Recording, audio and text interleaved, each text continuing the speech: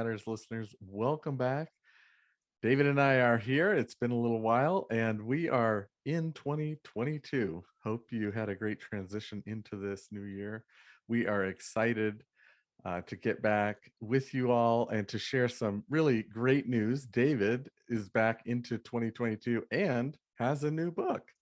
David now is sharing his book with the world, and it is called The 7 Energies of the Soul. And we're here to talk about that today and also just catch you up with where we've been and what we've been up to. Great to have you here. And how have you been? I'm awesome. Since we did our last episode, you moved to Oregon. Cody's out in the countryside. Right. He's got a wine vineyard and some land out there. And he's just waiting on his porch with a shotgun, making sure nobody is coming near his house or the big basement full of gold that he's been hoarding and protecting. So I will put his address in the show notes. Anyway, it's great to be in 2022. Yeah, I got the book. Just to make the record clear, that is so not. All right, so not the picture to paint for me. All right, I made most of that up, other than he moved to Oregon and he does have a wine. You do have a wine vineyard. So a little bit, yeah. On that note, yeah, I do have a book coming out. It's coming out 2/22/22, February 22nd, 2022. 7 Energies of the Soul, and we're doing it with Hierophant Publishing, and who you've met, Randy, the owner of that publishing company. Yeah, so me and Cody went to an event together this summer with Don Miguel Ruiz and some other great teachers. We interviewed Heather Ashamara, the warrior goddess, in a back room during the retreat. It was called the Gathering of the Shamans. That was fun. Yes. It was a really great retreat, and it was a great time in Sedona. A little warm retreat in July and in Sedona, in the desert. It was hot as hell. It was insane. It was like 100 and gazillion degrees. Yes. So yeah, that the book was already written then, but it was getting edited, and now it's done. I just finished recording the audiobook, and it's all coming out soon. That was really your first public appearance about the book, right? Because when we were there, you got to close the whole retreat by doing a meditation and kind of announcing your book. You got announced as an author, so that was like very exciting. It was really pretty cool to talk to Heather Ash as well. That was a really great episode, I thought. I guess that was our last episode that we released. Yeah, it was pretty wild because Don Miguel Ruiz kind of got up on stage, spoke, and then he said it was going to be his last time teaching. And then I got to close the retreat with a little meditation. So I felt very honored to be part of that energy. With that lovely group. That was pretty special. We got the old guy going out and the young guy coming in right there. Yeah, we're pretty much on the same level, right? Yeah. Yeah, so that's the way it works, though, isn't it? I'm gonna let the mushrooms wear off. Yeah, we're on the same, like, dude, bro. It's like same. Yeah. That was fun. Then I did another event with them in Santa Fe called the Gathering of the Creatives with Julia Cameron, who wrote The Artist's Way, and that was really cool too. Nice group of people there. So why don't we chat about what the heck the book is, give some insight for our listeners. Ooh, maybe we can get your insights into each energy of the soul and some of mine, and just see where it goes. Maybe pop some treasures out. Read the book, just full disclosure. I haven't even seen the book. David didn't send me an advanced copy. I don't know if advanced copies are even out. Almost. They're about to be out. Yeah. Okay. So let me describe the 7 energies very briefly, and then we could jump into each one. I think you'll have a lot of insight into all of them as well, since you've been teaching together for many years. I don't think there are too many mysteries for you on these, but basically what I did was I took the most common questions and issues my students have had over the years, or quote unquote problems, and I kind of flipped them I would say right side up to, instead of everything being a problem, what is it that you're trying to heal or create, manifest, bring into Mm, the world? So when someone's like, hey, I have an issue with my business, I turn that around to being the creator energy. When someone says, I'm stuck on a lot of pain, I turn that into the healer energy. mm, When someone's like, David, I have no discipline around my meditation practice or my physical fitness, I turn that into the warrior energy. And then the lover energy, the artist energy, the explorer energy, and the master energy. And in each energy, the energies can be in deficiency or in excess, or obviously in balance. And we're going for mm, balance. So an excessive warrior might be somebody who just exercises all the time. They're almost obsessive about their physical exercise and their physical well-being to the point where it's no longer healthy. Or a deficient warrior might be someone that never exercises and is in apathy, or they don't have any discipline around their meditation practice or their workspace, or for example, a lover who is in excess. Maybe they're constantly giving mm. and never receiving. Or if they're in deficiency, maybe they have boundaries around their heart and they don't let themselves experience love. So each of these energies, right, we can tip in one direction or another. They're pretty kind of self-explanatory. And so what I do in the book is I give meditations and action steps, some questions, journaling for each one. And it's not like astrology or Enneagram in the sense that you're one type. Like, yeah, we all have Mm, dominant types, maybe a sure. couple dominant ones and a couple of weak ones. But the point really is to develop all of them so we can have balance. And the Right. analogy I really like to use for it is, when light passes through a prism, white light passes through a prism and it breaks out into, refracts into seven main colors of the rainbow, right? So that's how I kind of see the seven Mm, energies in that same way. And then you can mix and match them all. You could be using two or three or four at one time, and they blend and can make something different. But essentially, kind of the light of our awareness passes through our physical form, our mind, our body, our emotions, our speech, right? Our creativity, our hands, however it comes through us, our dance moves, especially your dance moves. but yeah. Yeah, Uh-huh. got to go to a dance party with Cody, watch his inner artist just break out. Uh, so and then those colors take shape, right? Those forms take shape in the world. So that's essentially the premise of the book. And I mean, I use this kind of framework for myself all the time. When I do Mm, some introspection, I'm like, okay, I'm focusing so much on my creator energy working. I'm not focusing enough on my lover energy in my relationship space, or my artist energy on my hobbies, right? Or I haven't traveled in a while because of COVID, and my explorer is kind of a little dormant. He needs some nurturing. So I'm hoping that this book and these concepts, which by no means are new, I didn't make these right. words up. You've heard them all before. I just kind of frame them in a way that works for me and hopefully my students. And I create meditations. I actually have a free 21-day meditation series to go along with the book to With the help book. people, yeah, to Right. use them. Yeah. Yeah, yeah, Yeah. That sounds great. I like that framework. And I like, not that there's anything wrong with astrology or the Enneagram or anything like that, but one of the things that when you follow a system where you're just a type, I think it kind of closes things down a little bit versus a system where you can grow into all of the different aspects of yourself and expand beyond, say, where you start and grow. And it sounds like you have a lot of exercises to help people take those steps and grow uh, yeah. through the And book and the program.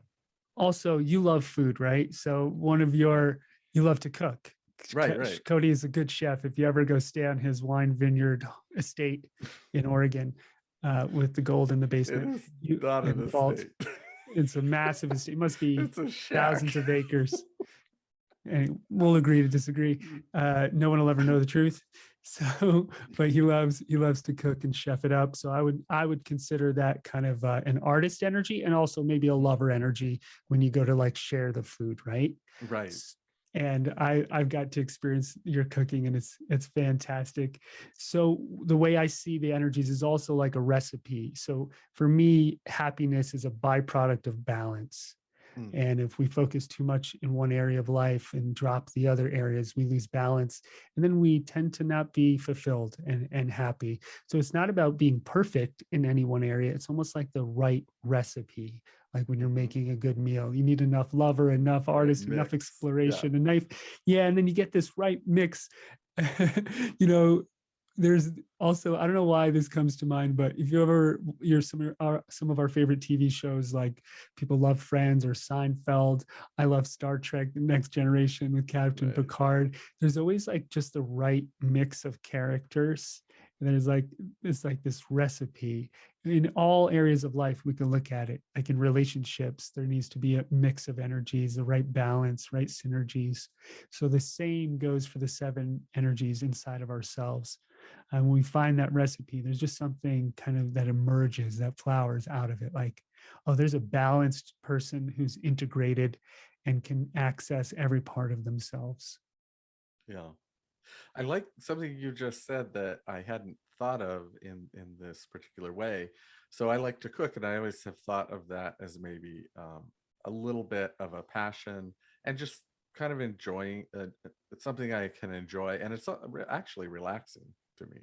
So if I'm working and stressed and have a lot going on, to actually go cook can be relaxing.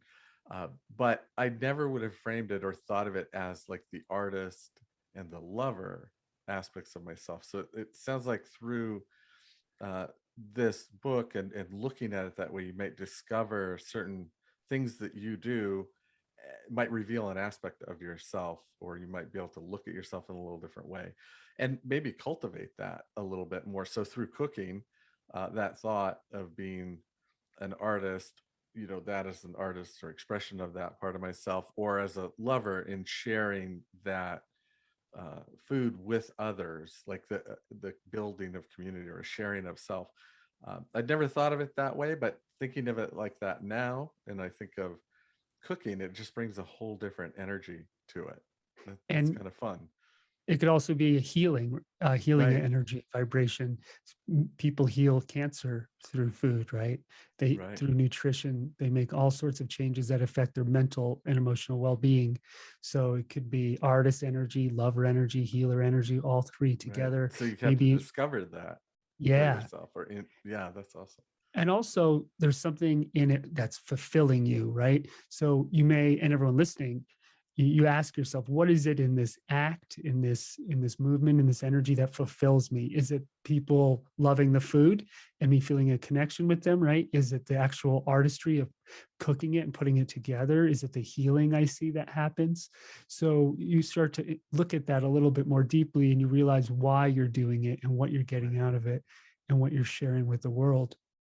I was teaching a group coaching class recently on the master energy, and we were talking about some of the great masters, Jesus and Buddha and Eckhart Tolle, Lao Tzu, and all of these different masters, and how they were all unique, but all Mhm. shared this vibration of being a mentor, a guide, a teacher, a light for other people, and in a very healthy way. So, an unhealthy master may be a master who's in excess, is teaching all the time. So Mm. I went to a party once. It was just like a gathering at someone's house, and I saw someone I hadn't seen in years. I said, "Hey, how you doing?" And that person, for about 15 minutes, just lectured me about the universe without Right. checking in to seeing if I wanted that or was interested. Or, and by the end of the conversation, they were like, "All right, see you later." And I was like, "I'm doing good too." Right. It was just like this, coming at me with, this is the world, the way the world is and works and what it should be. And so very Right. Right. excessive master. And then a lot of my students were working on the deficiency, where like they are scared to shine their light in the world and be a teacher, guide, healer, whatever it is. So all of these energies are trying to emerge in a healthy way. And maybe our job is to like midwife them and birth them into the world and recognize how sacred they all actually are. Like making money, building a business, having a safe home space, in that creator energy, that's very sacred. It doesn't have to be icky when you look at it from that perspective. And just listening to this, you probably all are thinking of one, two, or 10 things in your life. You're like, oh, that could use more balance, more attention, maybe even more mastery. Hmm.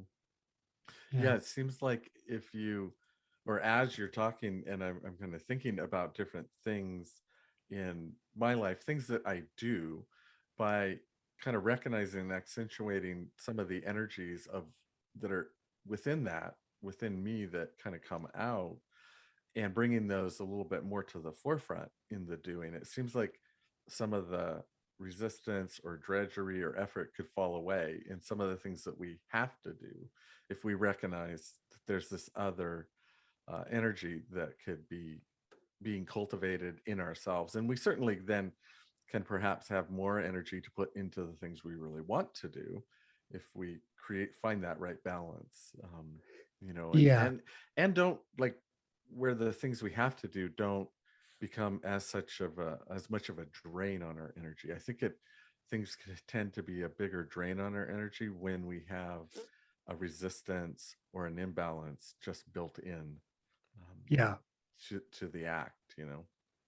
Yeah, and sometimes we leak energy or we spin Hmm. out on something. And so it's like we spend 80 or 90% of our day worrying about money, for example, or work, and we can't like shift out of the creator. And then we get home and we're the creator with our partner instead of the lover. We're the creator in our dreams instead of the master or the explorer, right? And it's like we can't shift out of a certain point of view or paradigm. And I think a really healthy way to approach life is to be able to continuously shift. Me and you interviewed our friend Dan Loney once, the really great therapist, Right. and we talked about schemas, which Hmm. are way, I think there are like 20 something, 22 different like filters that we see the world through.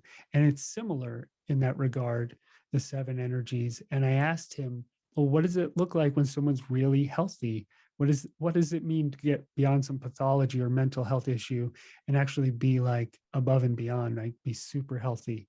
And he said, well, that would be somebody who's very integrated. They've integrated every aspect of themselves into Hmm. one being. And that's how I see the seven energies too, is healing, integrating, creating with all kind of Right. every cylinder firing, let's say.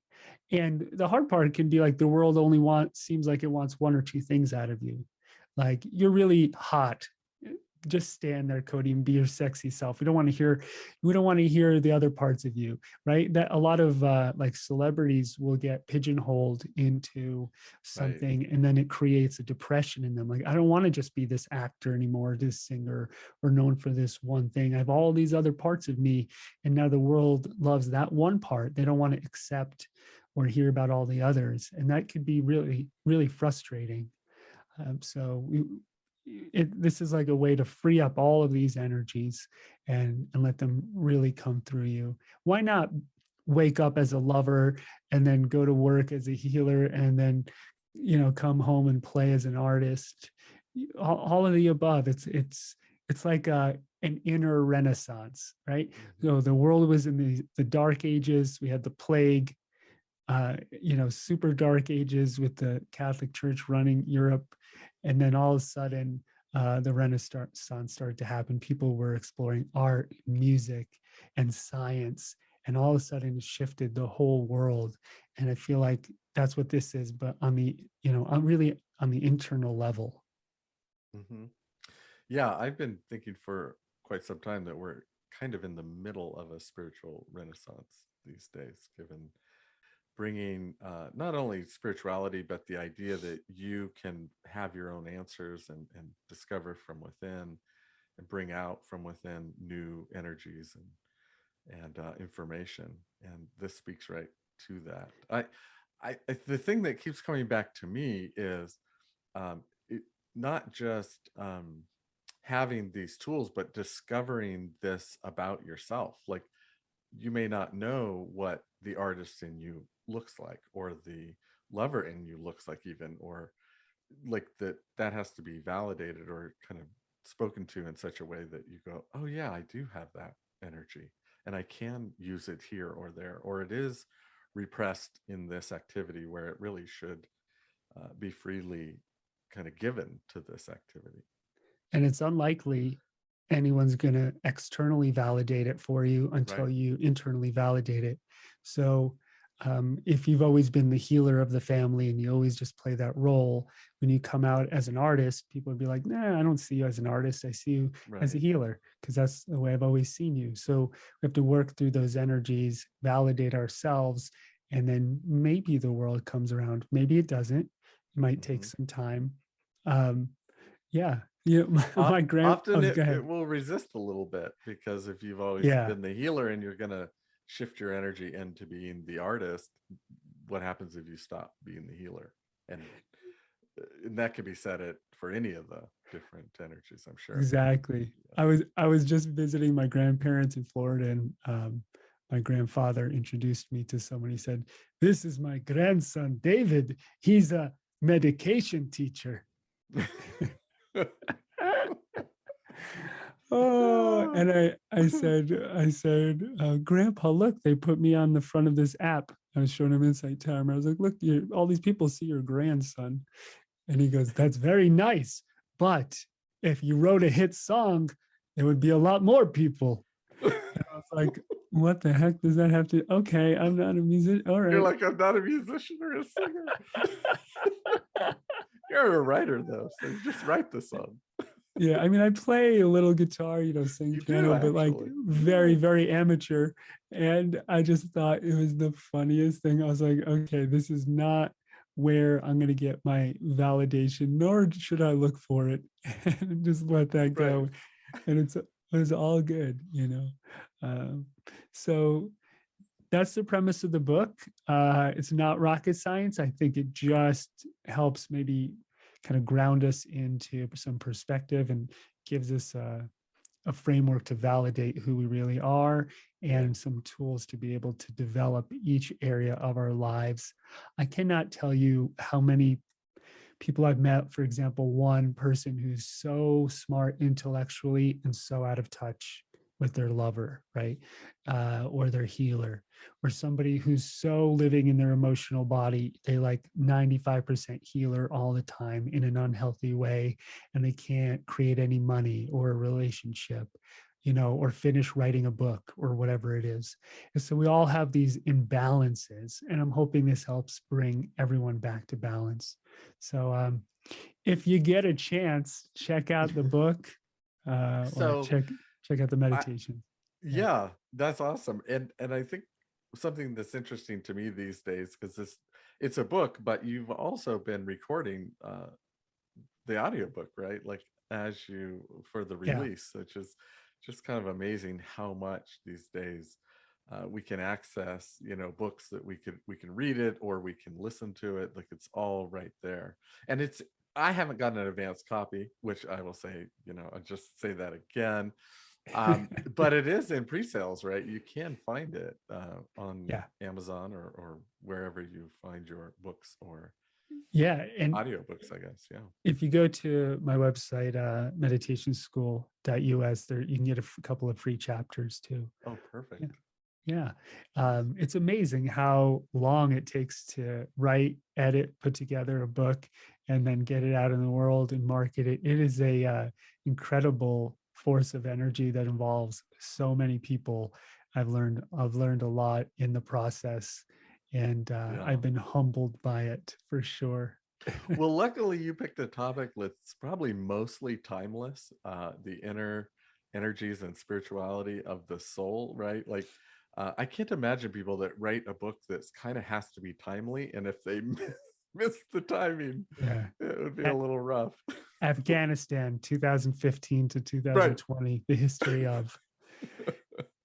Before we finish this episode, I also want to mention that me, Cody, and the Energy Matters Academy team of teachers are starting a new intuitive training. We do it once a year or less, and it's coming around this March. So if you want to do solid intuitive training, really learn some energy tools and take your spiritual development to the next level, we'll drop the link in the description. So that's going to be a fun one. Yeah. Will probably pair well with the book. We could do a little It's like wine and yeah, exactly. A little pairing. fish. Yeah, that's right. And Cody will invite the whole class to his house for some good food, right? We'll have Or to not. sit on the floor, I think. Yeah. Okay. Well, thanks for letting me chat about the book. I appreciate it. Yeah, it's exciting. Yeah, It's thank exciting. you. And I actually dropped an acknowledgement for you at the end. So Oh, I didn't tell you that before. Yeah, okay. I did. You don't get a copy, you have to buy one, but you're in it. Yeah. Oh, that's what you've been waiting for me to buy my copy. Basically, for those of you who are interested in writing a book at some point, pre-sales are really important because it kind of tells Amazon, all right, this book has traction and people are interested in it. And then it kind of pops it up so that people can see it. And that's why you'll see a lot of authors kind of do the podcasting rounds and really do heavy promotion kind of before the book comes out to get people to get it. So Amazon's like, oh, okay. So someone likes you. Right. In fact, our episode 2 episodes back, was it Coot? They were trying to get on the show like before his book came out. It worked out that it was kind of just after, right as, but Coot like Blackson, a big push. Yeah. The transformational coach teacher. Yeah, that's right. That's right. I am going to really attempt to not be one of those authors that is like a wind-up toy that goes on like 50 podcasts and just says the same thing every time with like the same quotes and one-liners. And yeah, I will tell you if I see you doing that, just so you know. Thank you. Not good. Well, it's good to be back here with you, Cody, and thank you all for listening on this one. And I hope that you go develop every part of your soul and share it with the world as you master each part of who you are. Thanks for listening to Energy Matters. We love you, and we will see you in the next episode. We're going to put out a whole bunch. So see you soon. We have some on the way. And thank you, David, for sharing this and writing a book. I mean, I've watched you go through it, and it is certainly does not look easy. So let's say that it's not for the faint of heart, let's say. I'm really good at making things that aren't easy way harder than they need to be. So I'll take an award for that. Yeah, I can do that too. Thanks, everyone. See you next time. Thank you, everyone. See you soon.